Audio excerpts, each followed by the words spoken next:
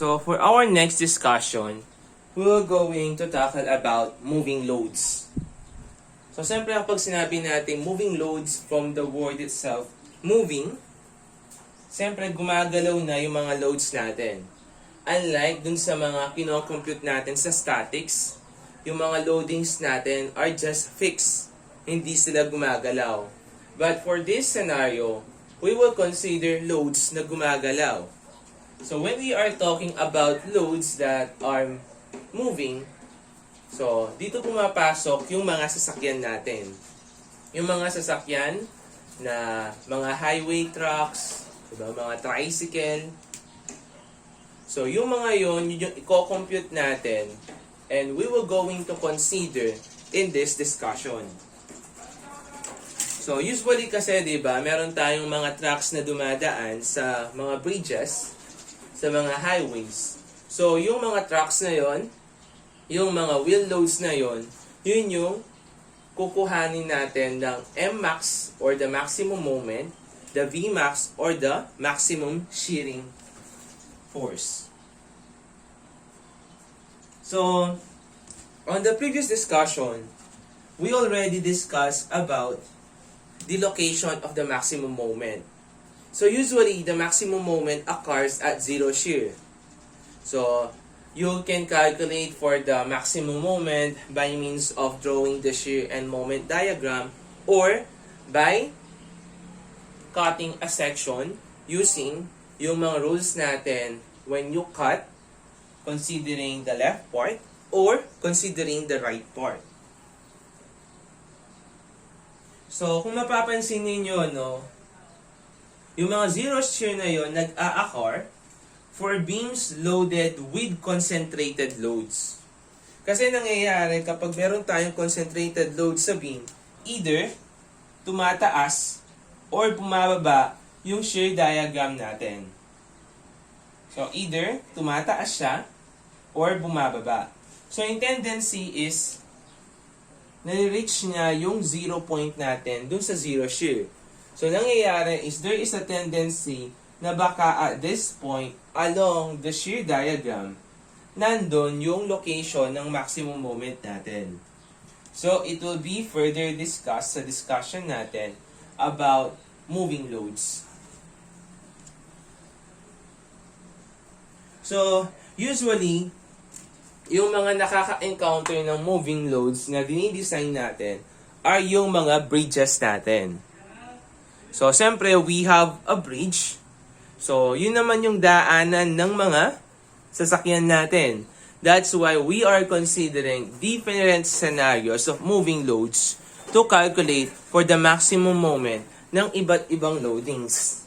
So, here in the Philippines, in designing bridges, we are following DGCS Volume 5. So, under ito sa DPWH, wherein meron tayong mga design procedures for bridges. And, within that specification, under the DGCS Volume 5, naka-include doon yung mga moving loads. So, yung pag-aaralan natin for this topic is just a basic of bridge design. So, it is a very important factor as the first step in designing a bridge. So, siyempre, di ba, yung mga loadings natin, so, meron tayong iba't ibang specifications ng mga trucks natin, ng mga sasakyan natin, wherein yung mga gulong niya, so, we have the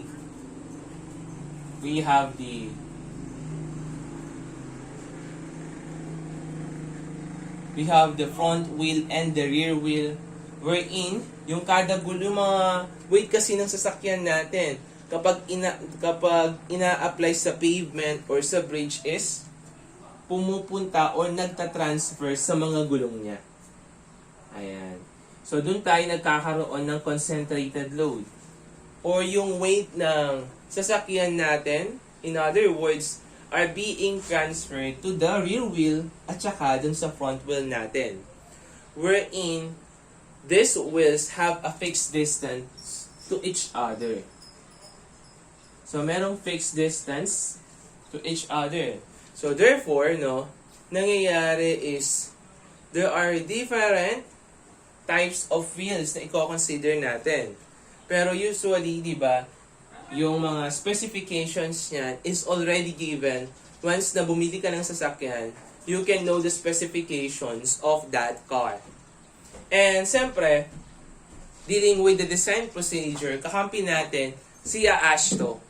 Ashto already formulated yung mga wheels na dapat nating i-consider when we are designing a bridge. So for this part, already given na yung mga loads natin.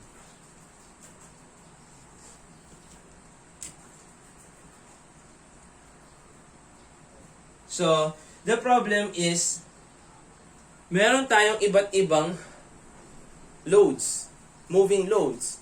We have a single moving load. From the word itself, single, meaning to say, isang load lang yung ina-apply natin. So, siguro, one of the example of single moving load, yung unicycle, di ba? Siyempre, kung titingnan mo, no, kung unicycle, i-apply mo dito sa ano natin, dito sa beam natin, di ba? So, usually, sobrang dali lang nun. And ano pa ba yung mga single loading natin? Yung isang gulong lang. Paano ba? Yun. So, unicycle and other na isang gulong lang. Diba? So, kapag sinabi nating two moving loads naman, siyempre, yun yung mga sasakyan natin. So, yung mga sasakyan natin, 4 wheels yan, tama? So, nangyayari yung mga rear wheels natin, nag-iisa na lang yon. Kasi, we have ilang wheels ba? So, sabihin natin, eto yung sasakyan natin. Meron siyang isang gulong, dalawang gulong, tatlong gulong, apat na gulong. So, they have a fixed distance to each other. So, yun yung D natin. So, usually naman kasi, no, pinag-a-add lang yung dalawa natin. So, let's say, no, meron tayong tigta 20 kN dito sa gulong natin. So, mangyayari, upon considering dun sa bridge natin, nagiging 40 kN na yon. So, isahan na lang. Kasi, same lang naman sila ng distance. So, that is what we call a two-moving load. And also, meron din naman tayong tinatawag na three-moving loads. So, for this discussion, no, we're going to focus muna sa two moving loads and the single moving loads. Once na na-master na natin yung dalawa, we will going to proceed to the three moving loads. So, for the single moving load muna. So, single moving load, ito yung pinaka madali na moving load. Paano ko nasabi yon? Kasi single lang eh. So, in calculating for the Vmax muna tayo, no? So, when we are dealing with Vmax, so, nangyayari is, for you to, kasi meron kang single moving load eh. So, para makalculate mo yung Vmax natin, your single load must be positioned usually very near to the support. So sabihin natin we have a length L. So sabihin natin beam AB and on the other side beam AB. So sinasabi dito na para mahanap mo yung maximum shear, i-place mo siya sa isang support. So for this example, no, i-place natin yung single moving load natin dun sa dulo. Either A or B, kahit saan dyan, makukuha mo siya. So, tapos nun kukunin mo yung reaction natin sa A, at the same time, yung reaction naman sa B. And then, you will going to solve for the value of your Vmax. So, hahanapin mo na yung Vmax mo, wherein yung Vmax natin, yun yung pinakamataas na value nung shear natin. Or, no, so mag-aano kayo dito, magko-compare kayo ng mga values So, sabihin natin yung load natin has a value of P. So, meron tayong P dito. Pero by formula, no, by simplification, so we can conclude that the value of your maximum shear is equal to the load itself. So, yung load na in-apply natin, that is the value of your Vmax under single moving load. So, how about naman the maximum moment? So, always, no, single moving load man yan, 2 moving load, or 3 moving loads, we are always considering yung center line ng beam natin. So, for this example, so, we're going to have yung center line natin. So, for this example, sabihin natin, this is our center line.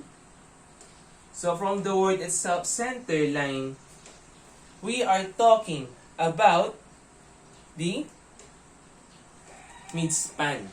So, yung kalahati ng beam natin. So, this is our center line. So, siyempre, no, for single moving load, yung load natin, we will going to place that load on the midspan. So, nakako-inside siya sa center line natin. So, ito yung midspan natin. So, nandito yung value ng P natin. So, yung procedure lang naman in calculating for the maximum moment, same lang naman. You will going to know the value of the RA and you will going to know the value of the RB.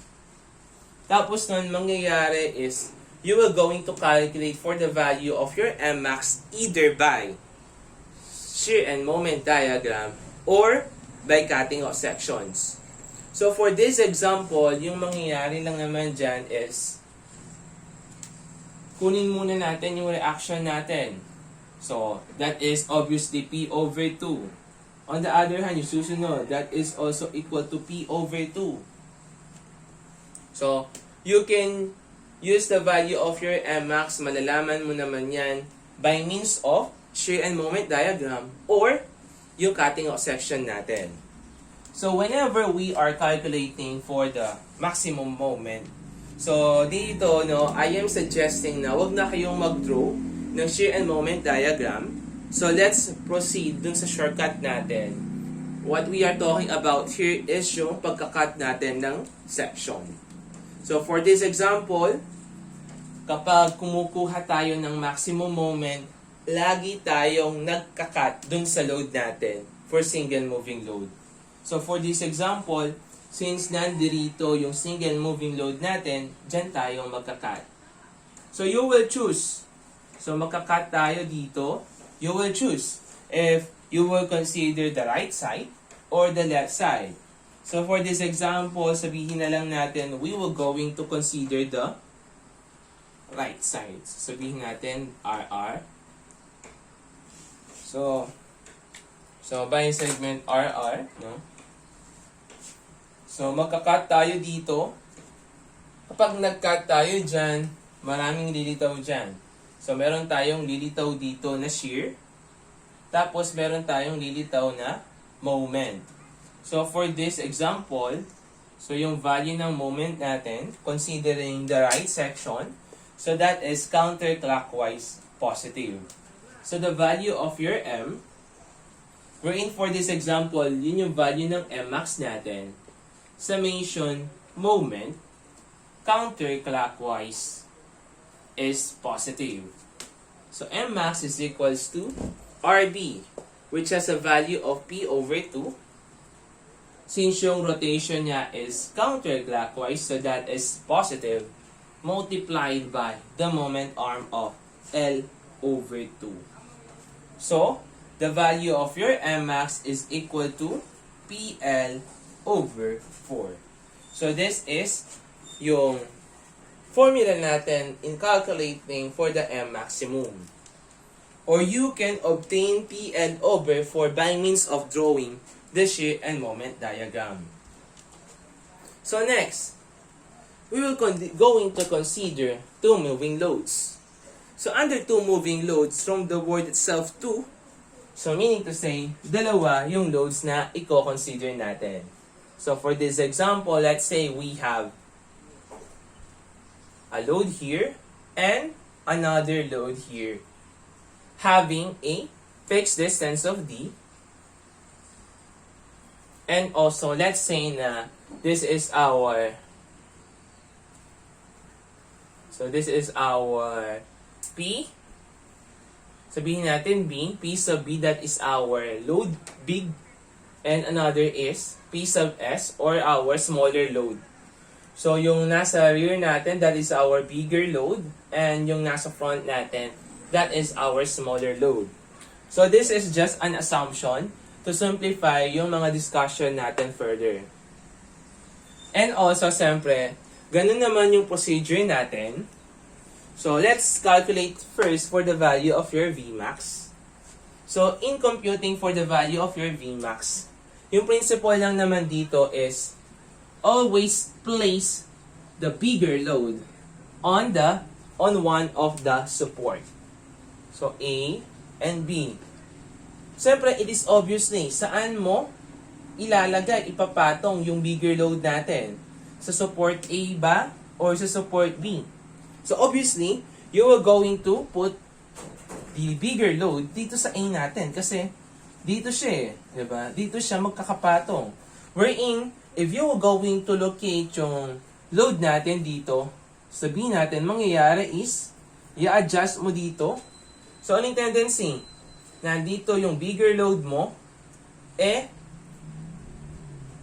yung smaller load mo, mangyayari is, mahuhulog siya. So, for this example, lagay natin yung bigger load natin dun sa support at A. Para hindi mahulog yung smaller load natin. So, let's have our bigger load at support at A. And we have also our smaller load, P sub S.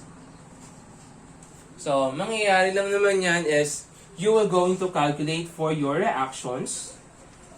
So, ano natin to L, tapos yung distance niya to each other, that is D. So, etong maiiwan, that is L minus D. And also, kunin din natin yung reaction at B. Tapos, hahanapin mo na yung value ng maximum shear mo. So, on the other hand, after finding the value of your Vmax, you're now going to know the value of your maximum moment. So, paano naman? So, ginagawa natin is, we have two loads. So, we are considering na kukunin natin yung resultant ng dalawang yan. Sabihin natin, we have our resultant here. So, yung resultant natin yan, let's say that is P. So, kinukuha natin yung resultant. Tapos, hahanapin natin yung distance ng resultant natin with respect to the bigger load. So, paano natin kinukuha yan? So, the value of your resultant is equal to the summation of the loadings itself. And to calculate for the value of your x, ginagawa lang naman natin is we're going to take summation moment dun sa bigger load natin. Summation moment dun sa bigger load is equals to 0. So, let's say, so we're going to take summation moment there.